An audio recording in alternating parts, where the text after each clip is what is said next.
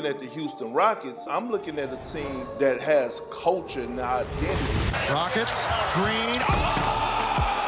Oh my goodness! Ball screen, Curry,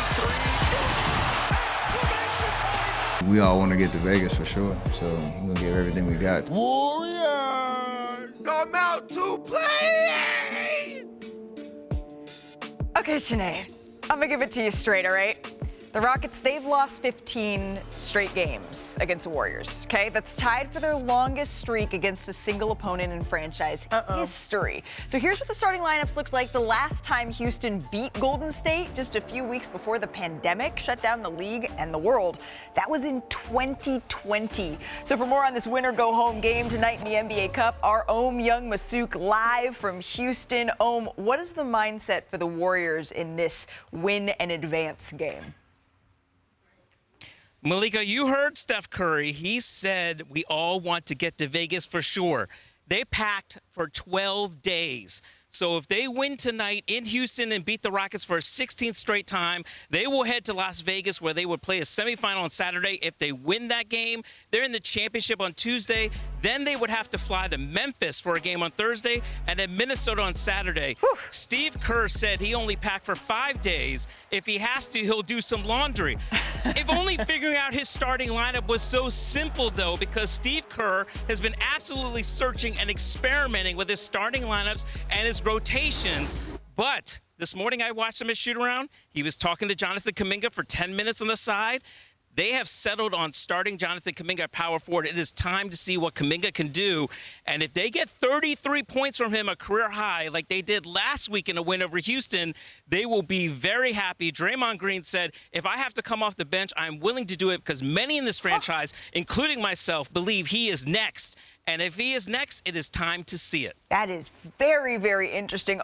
Thank you so very much. So Draymond Green saying that he is willing to come off the bench if necessary for this game and for this matchup. Let's dive into this a little more because it has been a minute, right, since we have seen the Houston Rockets be able to beat the Golden State Warriors. Sinead's so excited she needs to stand up for this one, get the energy going. Perk, what are you going to be watching? What could the difference maker be in this? Feelings. So deep in my feelings. That's right. I got this feeling. I'm telling you, that damn Steph Curry is something about Steph in H-Town.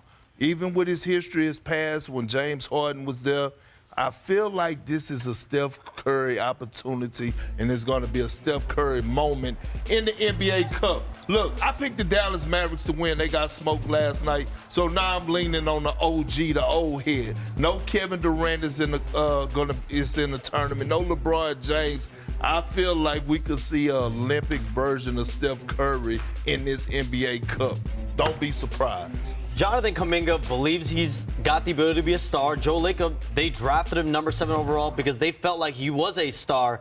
Now it's about time for him to get this opportunity. He has the moment. It's his moment, and it's his moment to shine.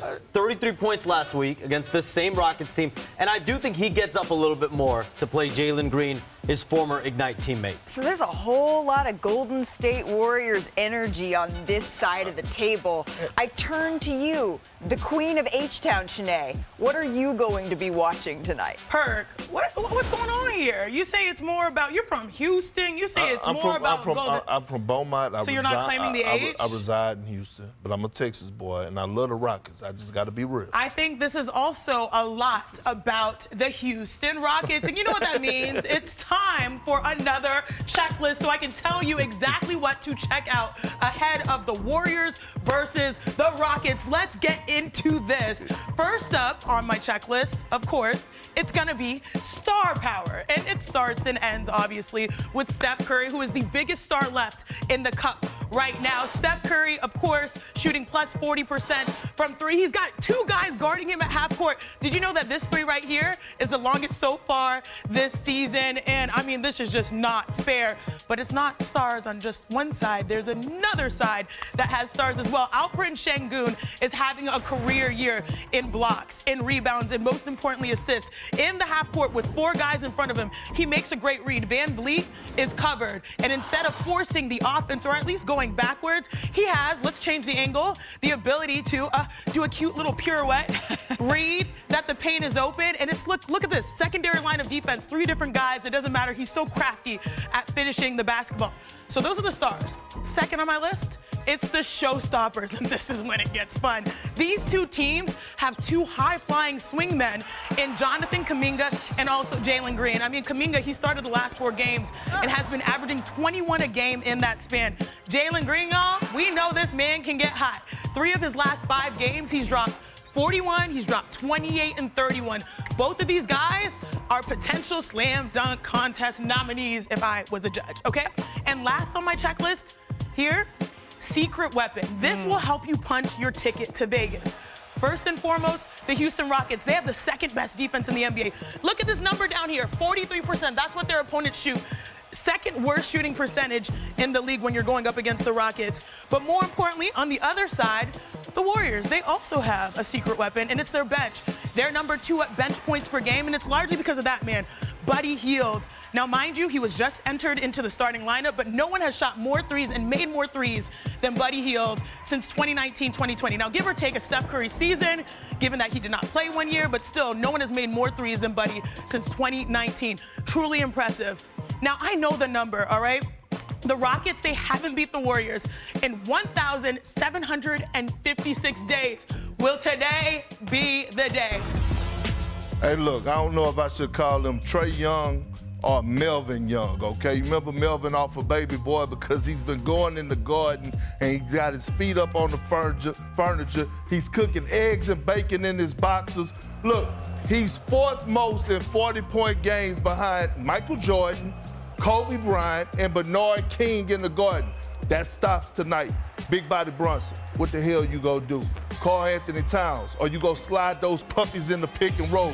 Tom Thibodeau, or you go coach your behind off and put a game plan to stop this man? No Trae Young, no ice cold Trae in the garden tonight. New York, you need to stand on business. I got y'all coming out of the Eastern Conference to represent the Cup. Damn it, get it done.